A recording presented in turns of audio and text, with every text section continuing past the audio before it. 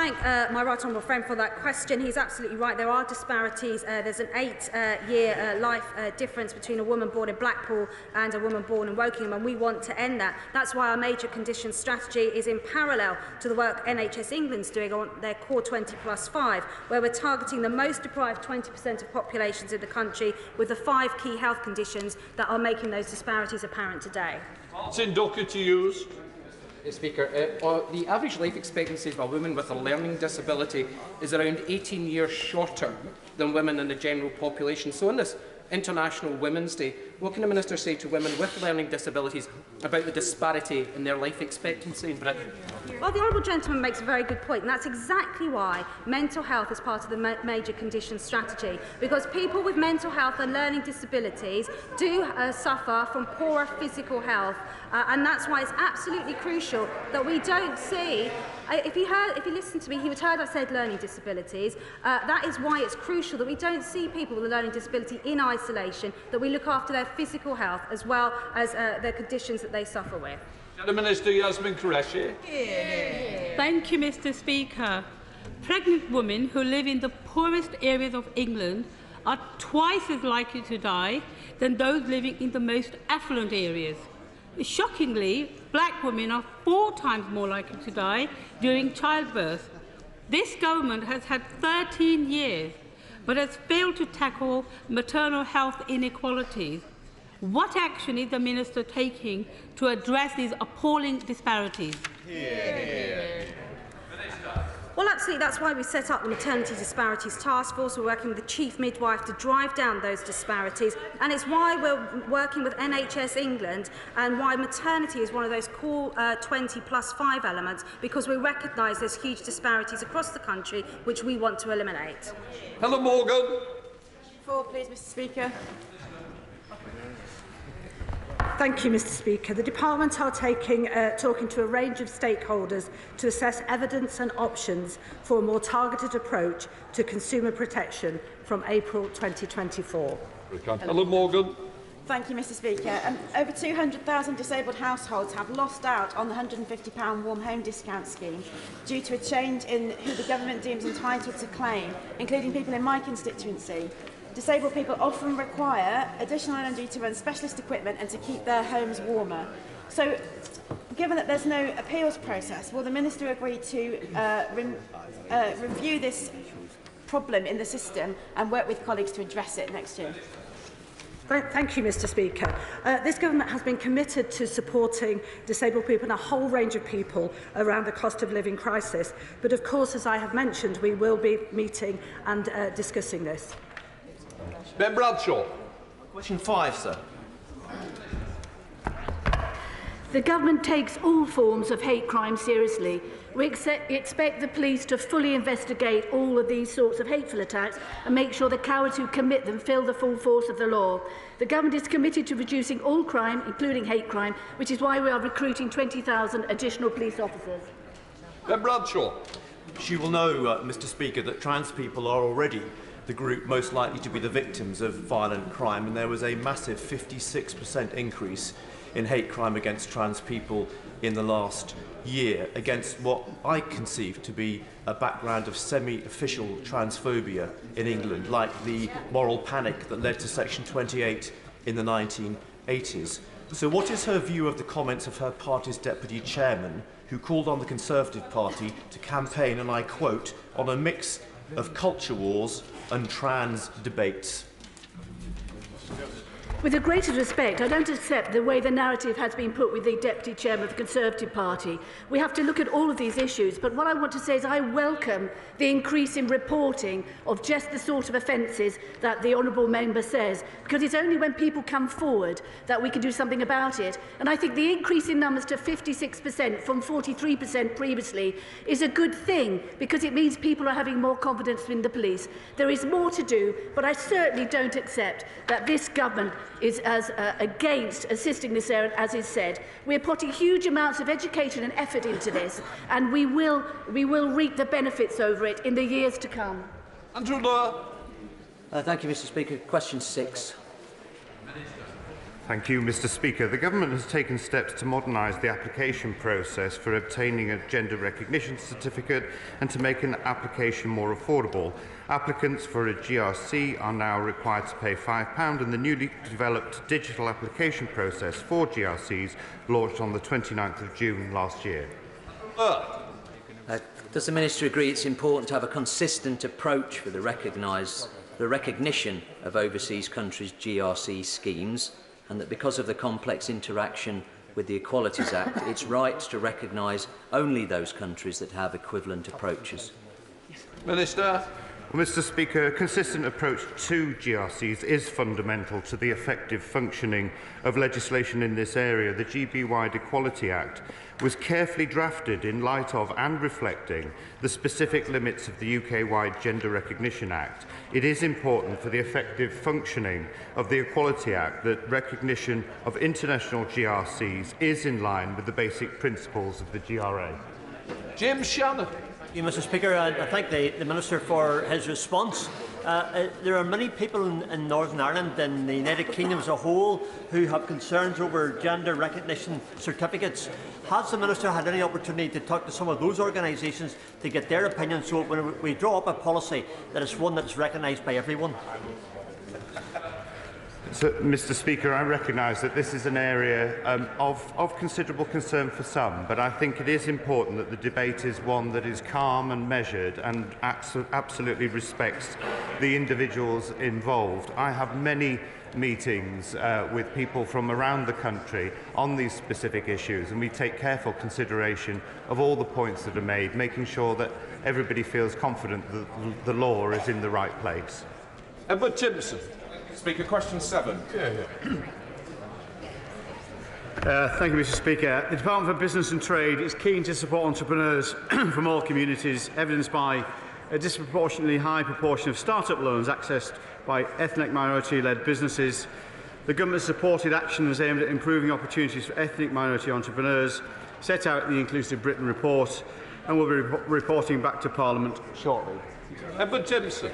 Speaker, decision-making, leadership, commitment, confidence, resilience, teamwork and self-esteem are all skills and attributes essential to entrepreneurialism, and that is also the case that these can be fostered by high-quality physical education in schools, which is why today's announcement of £600 million over 2 years to support primary school PE and sport is so welcome. But it's also the case, Mr. Speaker, that Sport England reported in December that children and young people of black, Asian and other ethnicities are least likely to be active. So will my honourable friend use his good offices to upgrade from government aspiration to government policy the Association for Physical Education's recommendation to make PE a core subject in schools to help tackle this unacceptable disparity? Here, Mr. Speaker. As someone who benefited from playing football, rugby and cricket at my state school, I am delighted at today's announcement, as he refers to.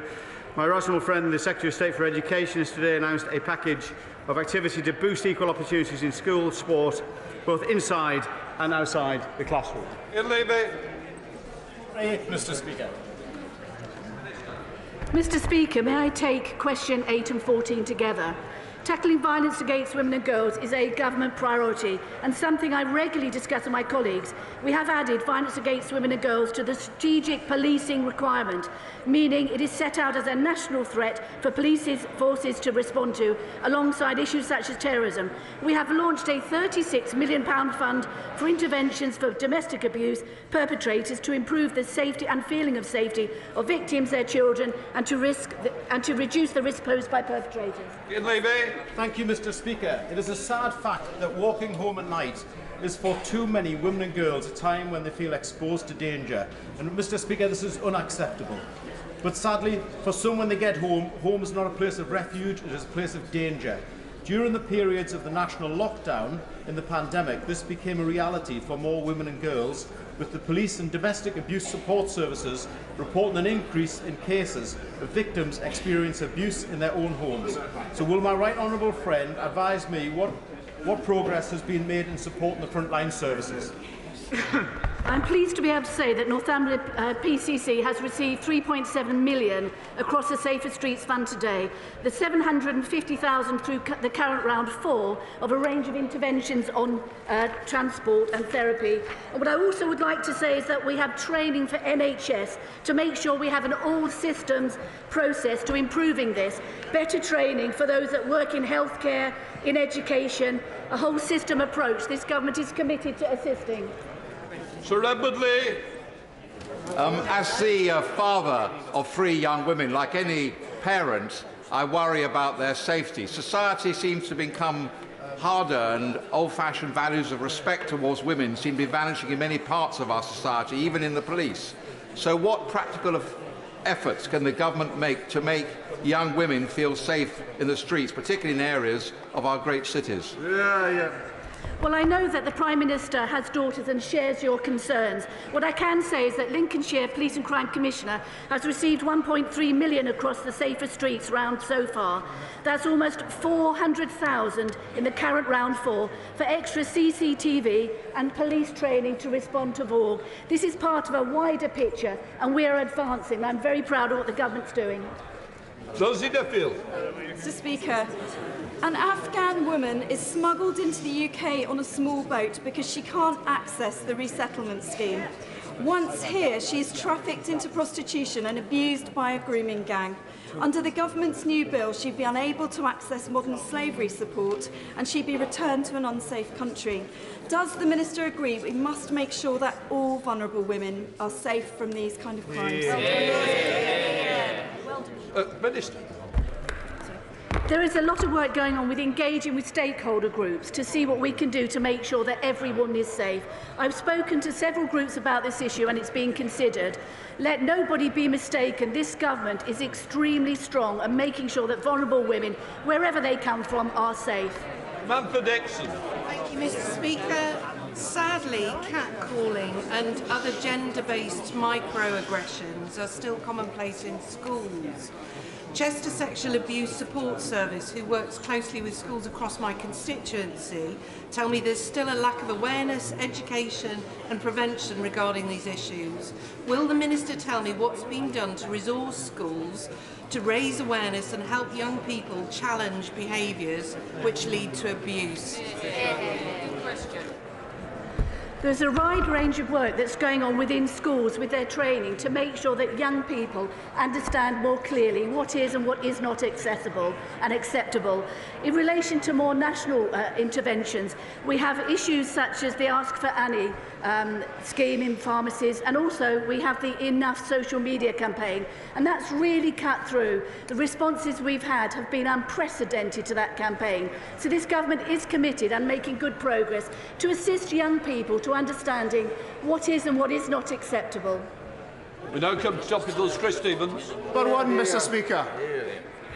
Thank you, Mr. Speaker. Can I wish everyone a happy International Women's Day, where we celebrate 51% of the population. I'm proud of this government's record in supporting women, whether it's young girls playing more sport in school or the first ever women's health strategy, which this year will roll out the prepayment certificate for HRT, pregnancy loss certificates this summer, and the levelling up of IVF access. I'm proud, Mr. Speaker, to announce today £25 million to roll out women's health hubs across England, the one-stop shop for all women's health needs, which will drastically improve women's experience of healthcare in England. Chris Stevens. Thank you, Mr. Speaker. The Minister will be aware of a legal agreement under the Equalities Act between McDonald's and the Equalities and Human Rights Commission. People cannot walk in front of a member when he's asking his question. Chris Stevens. Mr. Speaker, the Minister will be aware of a legal agreement under the Equalities Act between McDonald's and the Equalities and Human Rights Commission over the handling of complaints of sexual harassment. Does the Minister believe that's solely an issue of a toxic culture at McDonald's, or will she look at whether women working on zero-hour contracts across the economy are at increased risk of experiencing sexual harassment because of depending on male managers for future shifts? Well, we take sexual harassment in the workplace very seriously. Oh, to be shouted down by the entrance of a man. We take Minister, nobody will shout you down. It happens every time. When the Prime Minister comes, it'll happen again. Don't worry, come on. I'll try again then, Mr. Speaker. Once again, the government is very keen to tackle sexual harassment in the workplace. That's why we're supporting the Honourable Member Spark, her private member's bill, because it is such a serious issue. Simon Jupp. Thank you, Mr. Speaker. I'm proudly backing a campaign to improve services for menopause sufferers in the county of Devon. In society and at work, stigma remains a barrier for many people to get the support they require. Can my honourable friend outline what steps the government is taking to prevent menopause discrimination in the workplace? Mr. Speaker, we're working with employers and employees on this crucial matter to make sure there is no stigma in the workplace for those experiencing the impact of menopause. And to this end, I was delighted to announce on Monday the appointment of Helen Tomlinson as the DWP Menopause Employment Champion. She'll have a key role driving awareness, promoting the benefits to both business and the economy of a fully inclusive workplace. Thank you, Mr. Speaker. Disabled people are more than twice as likely to experience domestic abuse and sexual violence as non-disabled people. The National Disabled Strategy sets out a roadmap to improve the protection and support available to disabled people in their homes, but was last year found to be unlawful by the High Court for not having given the disabled community an adequate opportunity to shape the strategy. Can the Minister confirm that tackling the scourge of violence against disabled people will be a central priority of the new Disability Action Plan, and will she guarantee that the new action plan will be shaped by Violence against disabled people in the home or anywhere is just as important as violence against anybody else, and we are giving unprecedented monies towards stopping this sort of violence. It's all about education. The Police Chiefs Council and the College of Policing are working hard on this, and we are making progress. Sir James Doddridge. Mr. Speaker, young men often struggle with their mental health, particularly suicidal thoughts which can hit like a heart attack. What more can the government do? Indeed, what more can each individual member of this House do to help those young men? Absolutely, and that's why we're setting out the prevention of suicide strategies, where we're looking at high-risk groups like men. But can I also point out the work that Home Office is doing in setting up helplines for men? There's £200,000 going into those helplines, and so far they've supported 10,000 men who've needed support. Stephen Morgan. Thank you, Mr. Speaker. New businesses are almost 3 times as likely to be started by men as by women. Does the Minister agree with Labour's plan to work with the British Business Bank to support female founders achieve their ambitions? Yes.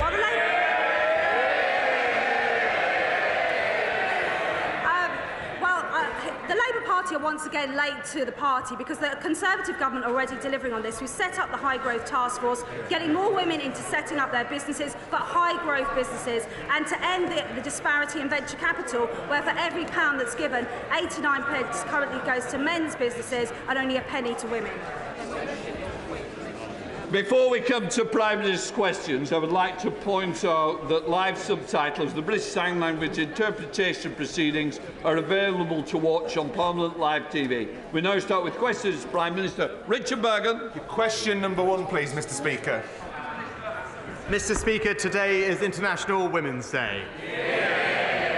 At home, we're taking huge strides to deliver equal opportunities for women, such as mandatory pay gap reporting and the landmark Domestic Abuse Act. And internationally, we have launched today a new Women and Girls strategy, which puts them at the heart of everything that we do. Mr. Speaker, this morning I had meetings with ministerial colleagues and others. In addition to my duties in this House, I shall have further such meetings later today. Richard Bergen. Thank you, Mr. Speaker.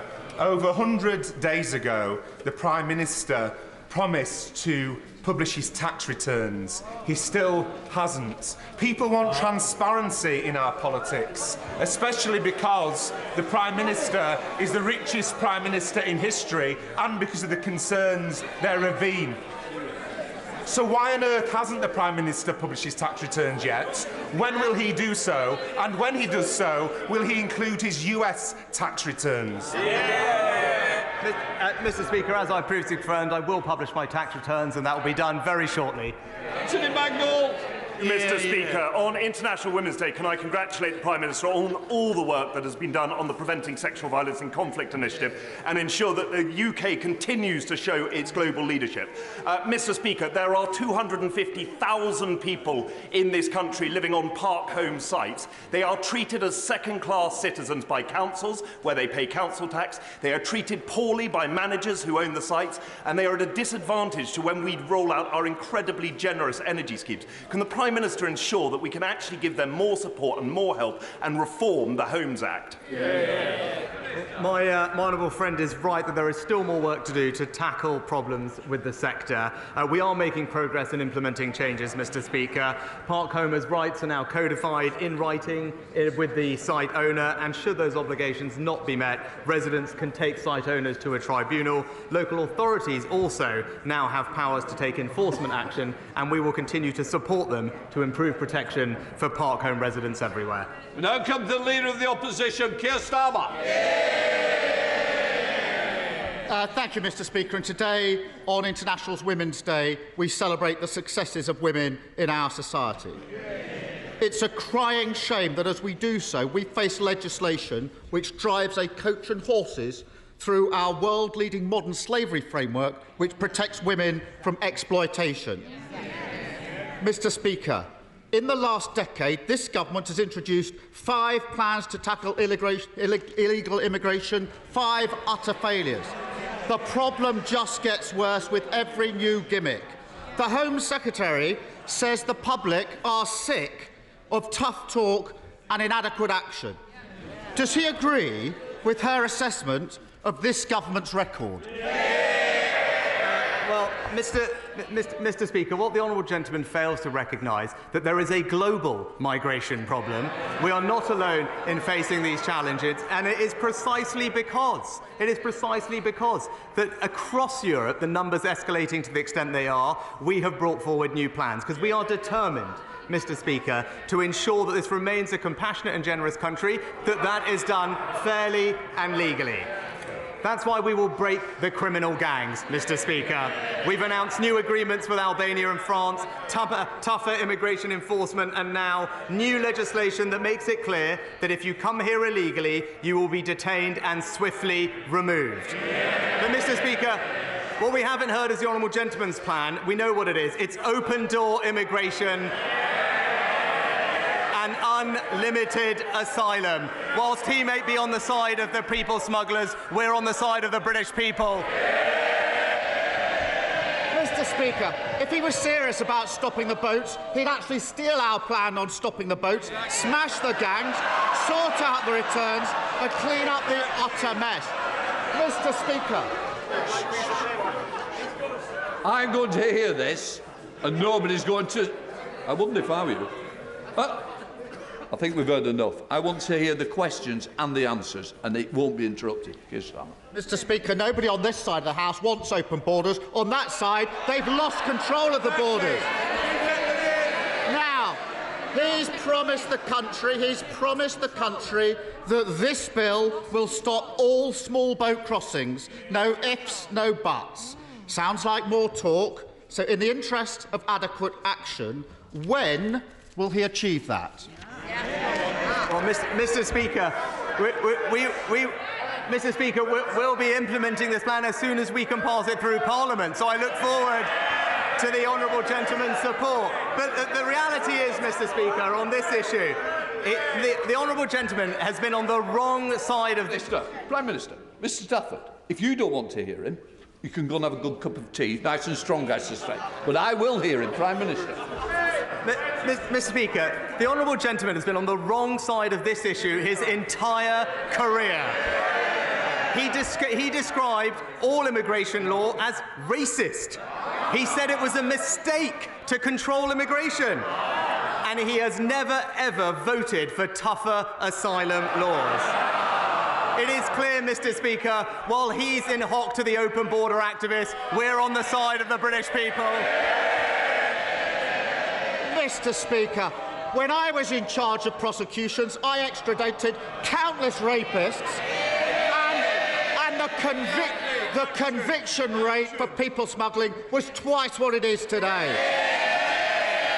I I voted against his legislation last time because I said it wouldn't work. Since it became law, the numbers have gone up. He's proved me right. He should be apologising, not gloating. The Prime Minister says they will detain people who aren't eligible to claim asylum here and then return them. Well, they already tried that under the last legislation. Last year, 18,000 people were deemed ineligible to apply for asylum. That's the easy bit, the talk. But as for the action, Prime Minister, how many of them have actually been returned? Mr. Speaker, as a result of the plans we brought forward, we have almost doubled the number of people returned this year. But he talked about laws. He talked about. I think the front bench needs to be a little quieter because I want to hear, and I don't need you joining in. Our constituents want to hear the importance of Prime Minister's questions, both the questions and the answers. Show our constituents the respect they're due. Come on, Prime Minister. Mr. Speaker, he asked about arrests. He asked about our laws. Actually, when I was in Dover yesterday talking to our law enforcement officials, what did they tell me? Precisely because of the law that the Conservative government passed last year, they have now been able to arrest more than double the number of people they did before. 397 in the last 6 months. But stopping the boats, Mr. Speaker, stopping the boats is not just my priority, it is the people's priority. But his position on this is clear. He wanted to, in his words, scrap the Rwanda deal. He voted against measures to deport foreign criminals, Mr. Speaker, and he even argued against deportation flights. Well, and we know why, because on this matter, he talked about his legal background. He's just another lefty lawyer standing in our way.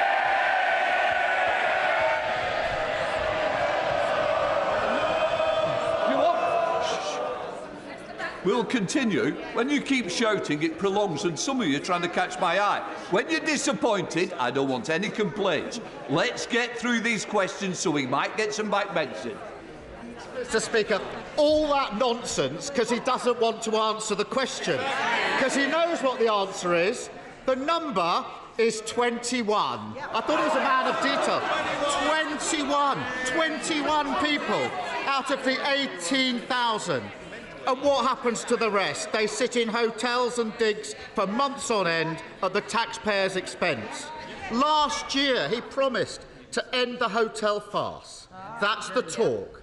But because of his mess, there are thousands of people who can't claim asylum and can't be returned. So where does he actually think they're going to end up? Mr. Speaker, he talks about the pressure on our asylum system. Right? We've actually got a clear plan to stop people coming here in the first place. Mr. Speaker, Labour have absolutely no plan on this issue because they simply don't want to tackle the problem. We introduced tougher sentences for people smugglers. They opposed it. We signed a deal with Rwanda. They opposed it. We are deporting foreign offenders as we speak. They oppose it. Hold on. I'm going to say to the member from Hull, save that good voice for the rugby match. You might be able to join Mr Stafford over that strong cup of tea, Prime Minister. Mr. Speaker, in fact, he opposed every single step of what we've done to try and stop this problem. In fact, his only contribution to this debate, well, we know what it is. In his own words, what did he say? We will defend free movement. That's the Labour Party for you, Mr. Speaker. Keir Starmer. Mr. Speaker, he stood there last year saying exactly the same thing. We said it wouldn't work. They passed the law. The numbers went up. Absolutely deluded. He can't say where they'll return people because they spent 140 million on Rwanda and it doesn't work. They can't say how they'll return people because this bill doesn't come with a single new return agreement. And they can't say when they'll fix the mess because it's more talk, more gimmicks, more promises to be broken. Now, a few months ago, I put to him that of the people who arrived on small boats, only 4% had been processed. He stood there and said, that's unacceptable. What's the number now? Mr. Speaker, as a result of what we've done, there are now 6,000 fewer people in the caseload of asylum backlog. We're hiring more caseworkers. We're increasing their productivity. And again, he's mistaken when it comes to returns, Mr. Speaker, because we do have returns agreements with India, with Pakistan, with Serbia, with Nigeria, and crucially, now with Albania, where we are returning hundreds of people, Mr. Speaker. But look, our position on this is clear. If you arrive here illegally, you will not be able to claim asylum here. You will not be able to access the modern slavery system, and you will not be able to make spurious human rights claims. That is the right thing to do. But he's going on and on about process, hiding behind process, because he doesn't want to confront the substance. We are the party of fairness, and he represents the party of free movement. I thought he was supposed to be the man of detail. He's gone to all that lengths to avoid the detail. He knows the answer to the question. Less than 1% of those arrived by boats have been processed. He shakes his head. It's the government's own statistic. On his watch, processing of those boat cases has gone from unacceptable, in his words, to almost non-existent. And doesn't that tell you everything you need to know? After 13 years, small boat crossings higher than ever, claims unprocessed, the taxpayer paying for hotel rooms, criminal gangs running all the way laughing to the bank, and an asylum system utterly broken on his watch. This is their 5th Prime Minister, their 6th immigration plan, their 7th Home Secretary, and after all this time, all they offer is the same old gimmicks and empty promises. Now, I don't agree with the Home Secretary on very much, but when she says that the Tories are all talk and no action, she's spot on, isn't she? Mr. Speaker. Prime Minister. Mr. Speaker, illegal immigration enforcement up. The amount of people processing claims up. The backlog is down. The number of returns agreements is up. Hundreds of people returned to Albania, and now new laws to detain and deter illegal migrants. It's clear what we stand for, Mr. Speaker. We're doing what's right. We are acting with compassion. We are acting with fairness, and we are acting to respect the laws and borders of our country. We are delivering what we said, and it's crystal clear here listening to this, Mr. Speaker, that it's going to be the Conservatives and only the Conservatives that stop the boats.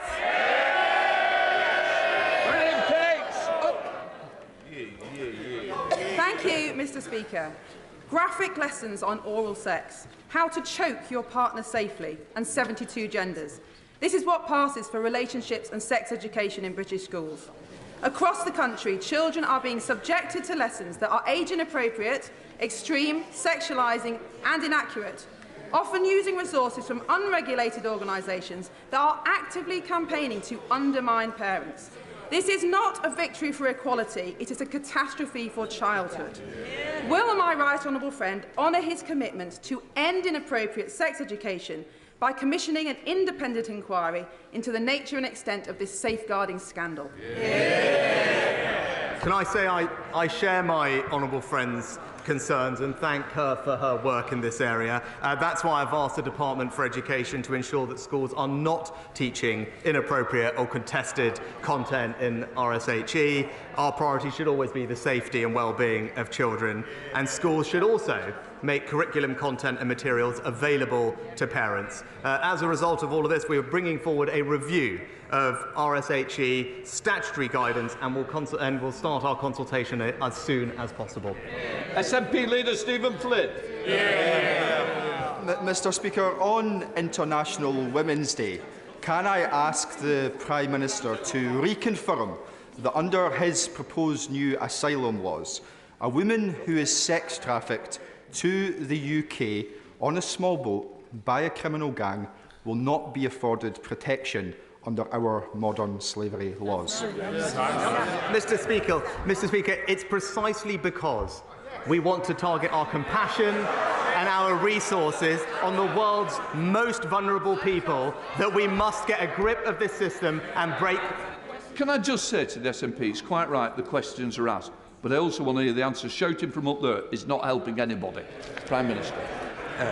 Mr. Speaker, as I said, it's precisely because We want to target our resources and our compassion on the world's most vulnerable people, that we need to get a grip of this system, make sure that we have control over our borders, make sure our system and resources are not overwhelmed so that we can help the people most in need. There is nothing fair, there is nothing compassionate about sustaining a system where, as we saw recently, people are dying on these crossings. That is not right, and our plans will stop that from happening. Mr MacDonald, I don't need to hear you chunnering all the way through. You can be joining the others for a cup of tea. Come on, Stephen Flynn.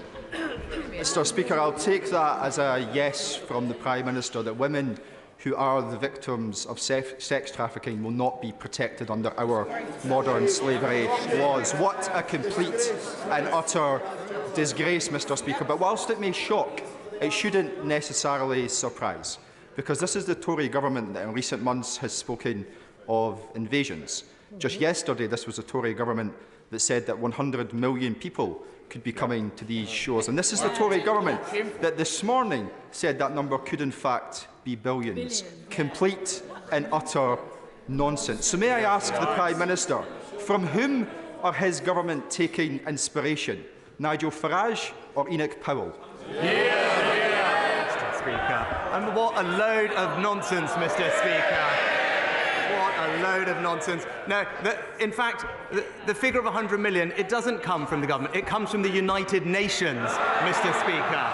And it illustrates the scale of the global migration crisis that the world is grappling with, which is why it is right that we take action, Mr Speaker. Because if we do not, the numbers will continue to grow. They have more than quadrupled in just 2 years. It's a sign of what is to come, and our system will continue to be overwhelmed. And if that happens, we will not be able to help the people who are most in need of our support, our generosity, and our compassion. This has always been the way of this country, and once we get a grip of this system, that's who we can extend our support to, and that's why it's the right legislation. Lip down. Last year, the UK economy grew at the fastest rate in the G7 of 4.1%, while at the same time, greenhouse gas emissions fell by 3.4%, more than comparable countries. To maintain this momentum ahead of the net zero strategy refresh, will he encourage my right honourable friend, the Chancellor, to use his budget statement next week to stimulate investment in renewable energy projects by renewable energy companies, both offshore and onshore, to improve our energy security, reduce reliance on more expensive fossil fuels and ultimately reduce bills for households? Mr Speaker, I'm proud of our commitment to scaling up renewable energy sources. Renewables make up now nearly 40% of our electricity supply, a fourfold increase since 2011. My honourable friend will know that I cannot and will not preempt budget decisions, but he is a powerful champion for the environment in this House, and I've no doubt that he'll make his views known to the Chancellor. Ed Davey. Joining the tributes on International Women's Day and pay a special tribute to the women in this House, past and present, who helped shape the future of our country. Mr Speaker, when Jean rang 999, she was told she would have to wait at least 8 hours for an ambulance. So she got in her car and drove herself to Eastbourne District General Hospital. She paid for parking and made it to the entrance of A&E, where she collapsed. Jean died an hour later. Mr Speaker, no one should lose their mother or grandmother like that. So will the Prime Minister apologise to Jean's family and to all those who've lost loved ones due to the government's appalling ambulance delays? Well, Mr Speaker, of course, my thoughts and condolences go to Jean and Jean's family for what's happened. It's absolutely right that we continue to make progress on improving the performance in urgent and emergency care. We outlined plans to do this just the other month, and I'm pleased to say that we are seeing performance improve, whether it's waits in A&E or ambulance performance times, a considerably marked improvement over the last several weeks compared to the peak pressures that we saw over the winter due to COVID and flu. And because of the investments we're putting in more ambulances, more doctors and nurses, and more discharge, I'm confident that we will continue to make progress to getting the care that we all expect and need to see. Joe Gideon. Thank you, Mr Speaker. Since its release earlier this year, the heartwarming and inspiring story of Dave Fishwith's journey to set up a community bank has quickly risen to be one of Netflix's top films. Last week in the Chamber, I called for more initiatives, such as the Bank of Dave, to support local communities across the UK. Does the Prime Minister agree with me that financial inclusion is an essential part of levelling up opportunities in our communities? And will he meet with me and Dave to discuss how we can replicate his success story in other areas such as Stoke-on-Trent? Well, Mr. Speaker, community-focused banks and non-bank lenders, like the Burnley Savings and Loans, have a vital role to play in ensuring that everyone can access affordable credit. That's why we've made it quicker and easier for new banks to enter the market, and the new bank startup unit was created several years ago, and now 30 new banks have been authorised. I will ensure that my honourable friend gets the meeting with the Exchequer Secretary to discuss this issue further. Kevin Brennan. Thank you, Mr. Speaker. BBC Radio 4's You and Yours have exposed queue-jumping online touts who've been buying up Eurovision tickets and putting them on sale for thousands of pounds on dodgy sites like Viagogo. In this year, when we are hosting Eurovision on behalf of war-ravaged Ukraine, this latest example of rampant rip-off culture in Tory Britain is particularly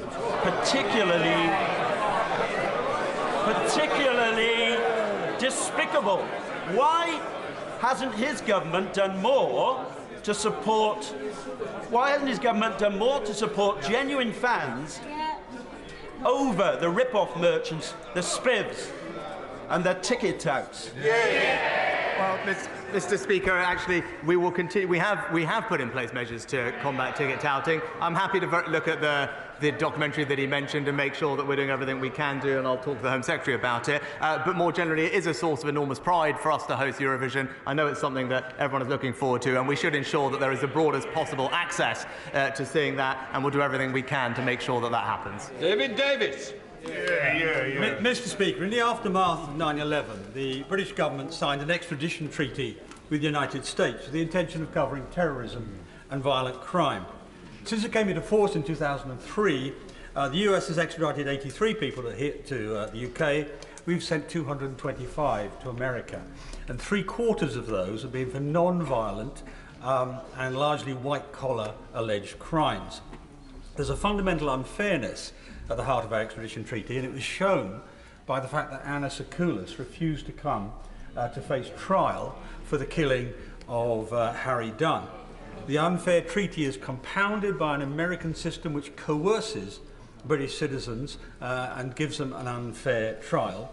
In the last 2 decades, the American policy has been rather like an international commercial policy. Correcting this is important. Will the Prime Minister look at this treaty with a view to correcting this parity of justice? Well, Mr. Speaker, I thank my right honourable friend for his question. Obviously, it's in our national interest to have effective extradition relationships, and under the treaty we have with the US, we've secured the extradition and subsequent conviction of terrorists, murderers, rapists, and child sex offenders. I'm happy to meet with him to discuss this issue further. As he knows, the US has refused, I think, 1 UK extradition, and the US has refused 1 UK extradition request, and the UK has refused 27. But I know that he has concerns, and I'd be happy to meet him to discuss this further. Thank you, Mr. Speaker. There's a stark correlation between areas off the gas grid and those with the highest rates of fuel poverty. It's worse in Scotland, ironically, in those areas closest to the national gas reserves in the North Sea, but also in urban deprived areas where multi-storey flats are deprived of the ability of having natural gas. Being off the gas grid means that you're dependent on currently unregulated fuels such as heating oil that have risen faster than electricity and gas, or being dependent upon old and inefficient and very costly all-electric systems. Will the Prime Minister end this by ensuring that all fuels are regulated, and also by ensuring that these households that are all-electric are able to get the alternative fuel payment?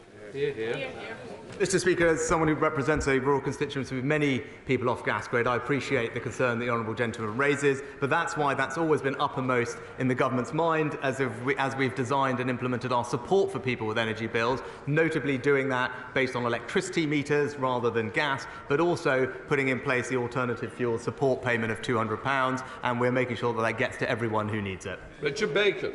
Mr. Speaker, the adjustments to the dental contract last November were a very welcome step, but there is more work to do. Will the Prime Minister therefore keep this area under the very closest review to ensure that constituents such as mine in the South Norfolk and those of other honourable members get the best possible dental care? Well, Mr. Speaker, my honourable friend raises an excellent point, and I can tell him that we are continuing to invest in NHS dentistry, £3 billion a year, but we've also enabled practices to do 10% more activity on top of their contracts and remove the barriers so that hygienists and other therapists can continue to work to their full skill set. The number of NHS dentists has increased by about 500 over last year, and we'll continue to work with the sector to see what more we can do. Rosie Duffield. Thank you. Thank you, Mr. Speaker. As today is International Women's Day, does the Prime Minister agree with me that voters in the run-up to May's local elections have every right to ask candidates who are standing for a position of responsibility in local government questions relating to women's rights? And does he believe that as representatives of their political parties, all candidates must answer those questions honestly, politely and with respect while standing on a voter's doorstep? Well, Mr. Speaker, the honourable lady makes an excellent point, and I wholeheartedly agree with her. These are important questions. Voters deserve to have clear and straightforward answers to them, and I hope that she can continue to put her campaign forward. She'll have my full support, and I hope in the local elections we can debate these issues in the way that they should be. Chris Watson. Thank you, Mr. Speaker. Last weekend, I had the pleasure of being auctioned off for the Conservative Women's Organisation. No returns. On this International Women's Day, will my right honourable friend join me in paying tribute to the excellent work the CWO do to get more women, Conservative women into politics, and paying tribute to all the remarkable women who support us in the work we do, especially because she's in the gallery, my mum.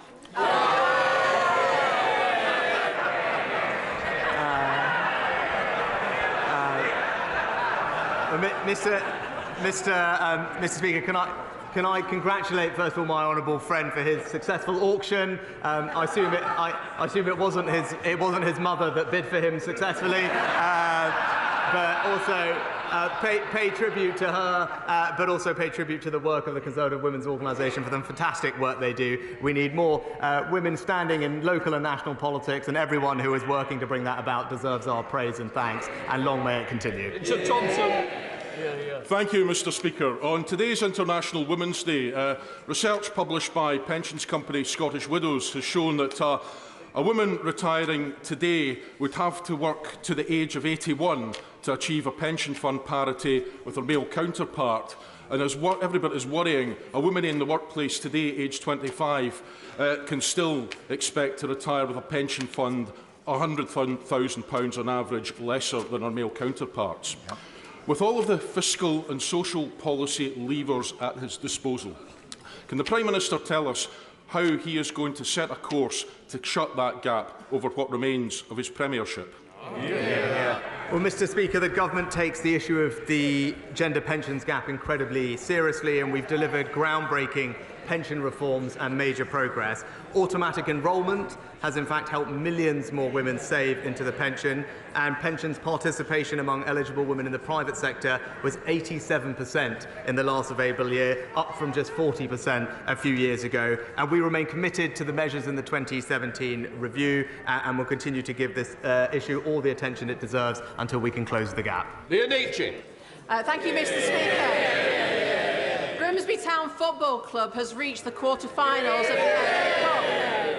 The last time the team achieved that was in 1939, which by coincidence was the previous time that the town had a Conservative MP. Now I know that Grimsby beat the Prime Minister's team of Southampton to get to this next stage, but would he join with me in congratulating the team and wishing them the best of luck when they play against Brighton and Hove Albion in the next stage? Mr. Speaker, it pains me, although I will say congratulations to the Honourable Lady and Grimsby for their victory over Southampton, and I now have a new team to support in the Cup, and she'll have my full support. I wish them well against their next match and look forward to cheering her and all her colleagues on. Steve McCain. Mr Speaker, I've heard the Prime Minister talk fondly about helping out in his mum's community pharmacy. How will he feel if 600 of them close this year because of a vicious NHS contract which takes no account of rising costs and is forcing many into bankruptcy? Mr Speaker, I praise the work that our community pharmacies do. They're fantastic at being on the front line of delivering primary care. And as I've said previously, the government is exploring ways in which we can support them to do even more, because I think improving access to pharmacies is something that people would both welcome and would help people get the care that they need faster and more efficiently. And we'll continue to look at all the proposals that have been given to us. Kelly Thomas.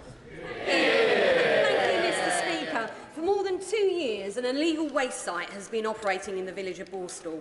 Tipper lorries covering their number plates as they thunder onto the site at all hours of the day and night, blighting the lives of the residents that live directly by and creating untold environmental damage. I thank the DEFRA team for their engagement with the Environment Agency so far, but no action has been taken. So does my right honourable friend agree with me that enough is enough and swift multi-agency action should be taken to stop and shut down illegal and criminal activity such as this?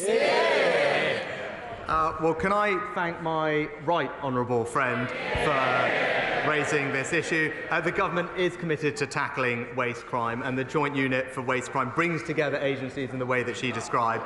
I am aware she's met the local Environment Agency director about this particular issue, but I will also ensure that she gets a meeting with the relevant minister to discuss this further. Matt Rodder. Thank you, Mr Speaker.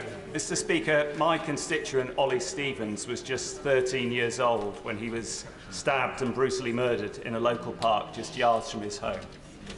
The two boys who attacked him had shared dozens of pictures of knives online before the attack. So could the Prime Minister explain to me why the government's removed measures to tackle this sort of dreadful online content from the Online Safety Bill? Well, Mr Speaker, I'm very sorry to hear about the case that the honourable gentleman raises. My thoughts are with Ollie's family. He's absolutely right that we should do everything we can to tackle the scourge of knife crime, and that's why, for instance, this government brought forward new powers to improve the police's use of stop and search, which has made a major difference, and actually violent crime is now down considerably over the past few years. The Online Safety Bill also goes further than any other country has gone to make sure that we are protecting children online. I'm happy to look at the specific issue that he mentions, but it's been praised by the Children's Commissioner and others for being a groundbreaking law that will do wonders to improve children's safety. Daniel Cutchins. Thank you very much, Mr Speaker. The Secretary of State for DEFRA will be visiting Shrewsbury at the end of this month at my invitation, and she will hear the tremendous progress to date from the River Severn Partnership and the Environment Agency that we are working to try to find a holistic solution to managing Britain's longest river, the River Severn. We are now experiencing flooding in Shrewsbury on an annual basis, with tremendous economic damage as a result. Will he take an interest, please, and secure additional funding for DEFRA so that we can finally tame these rivers and protect our communities from annual flooding? This is an issue that my honourable friend has raised before, and he's right to do so. The government has doubled double investment in flood defences over this Parliament to £5.2 billion. I know the DEFRA Secretary will have her visit, we'll talk to him and his communities, and I look forward to hearing back from her after that. Gerald Jones. Thank you, Mr Speaker. Between 1997 and 2010, Labour governments across the UK lifted 800,000 children out of poverty. Yet, since 2010, the Conservatives have driven 500,000 children into poverty, with child poverty next year predicted to reach levels not seen since the 1990s. There is not enough parliamentary time this year for the Prime Minister to say sorry to each child damaged by their policies. But could the Prime Minister start today by saying sorry for all the children that he failed during this time? Well, Mr Speaker, the exact stats are since 2010 there are 1.2 million fewer people in poverty than there were, and that's because of the actions that this Conservative government has been putting in place, like raising the national living wage, which, by the way, Mr Speaker, the best way to ensure that children especially do not grow up in poverty is to ensure that they are not growing up in a workless household. And as a result of the actions of this government in getting people into work, there are now several thousand fewer workless households than in 2010. Natalie Elphicke. It was a great pleasure to welcome the Prime Minister to Dover to talk about the work he's undertaking on the pull factors to tackle illegal immigration. The Prime Minister has a meeting upcoming with President Macron this week. Could I ask him to see what more can be done to deal with the push factors of illegal migration around small boats, particularly pushing those boats across French beaches and pushing those boats from French beaches into the French Sea? Mr. Speaker, as I've said before, there is no single lever that will solve this problem, which is right that we work on all the different things that will make a difference, including close cooperation with the French. That's why I was pleased at the end of last year the Home Secretary and I announced the largest ever small boats deal with France, 40% increase in patrols, greater cooperation, and we look forward to strengthening that cooperation and furthering that discussion this Friday. Imran Hussain. Mr. Speaker, let us be absolutely clear in this chamber. Under this government's new dystopian, far-right, appeasing, anti-refugee bill, those who were trafficked to the UK would still face deportation. Can the Prime Minister therefore clear up whether Sir Mo Farah, who last year bravely revealed that he was trafficked to the UK as a child, would have been removed under this bill? Mr. Speaker, it's precisely because that we do want to help the world's most vulnerable people that we've got to stop our system being exploited and overwhelmed by illegal migrants who are being trafficked here by criminal gangs. There is nothing compassionate, there is nothing fair about supporting that system continuing, and that's why our new laws are the right way to deal with this, and I hope that he can see that and support them. Thank you, Mr. Speaker. This morning on International Women's Day, I joined some of the amazing young women at Our Lady of Lourdes School in Leigh-on-Sea to take part in the FA's Let Girls Play Football. Does my right honourable friend agree that sport, and football in particular, is a brilliant way to empower young women? And would he visit Southend and celebrate some of our aspiring lionesses?